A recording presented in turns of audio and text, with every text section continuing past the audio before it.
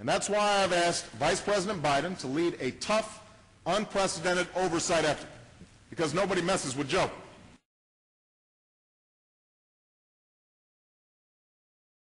Winter in Bozeman, Montana, people don't play a lot of tennis. You had the court cleared off for us. Well, we did have the court cleared off. Watch it. It'll be slick. I came to Bozeman to find a city on thin ice over how it's spending stimulus money. $50,000 to erase all these cracks and potholes in a city tennis court. What was your reaction when you read the paper and saw that project? I said to my wife, I'll be danged, look what they're doing in Bozeman.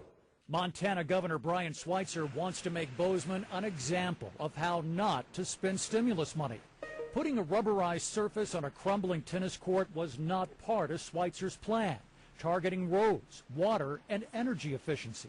What did Bozeman do wrong here? What they violated was that rule of common sense. There ought to be a little guy in your head that wags his finger at you and says, wait a minute, we might want to rethink this thing. At one point, Governor Schweitzer even decided to pay a surprise visit on the Bozeman City Commission. So he showed up at their regularly scheduled meeting to tell them publicly and face-to-face this is not how he wanted stimulus dollars being spent. But that meeting did not go well. Sir, I will explain it to you again. Look at Frisco's $259 million request. In addition to the road projects, there's an armored carrier, similar to this one, for the police department. The better that we can be prepared to handle a crisis incident or a high-threat situation, the better off the citizens of Frisco are going to be.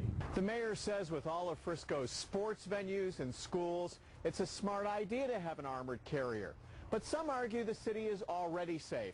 Frisco ranks as the 16th safest city in the country based on murders, rapes, burglaries, and other major crime. When they need that tool to go in and extract an injured citizen or to protect themselves as they're going into a dangerous situation, I'm happily putting that on our list of needs. Frisco taxpayer Mike DeVore says he's all for new roads, but not an armored car. When I think of an armored personnel carrier, I think of high crime area. Frisco doesn't exactly fit that bill. I would think there's probably better uses to spend the capital.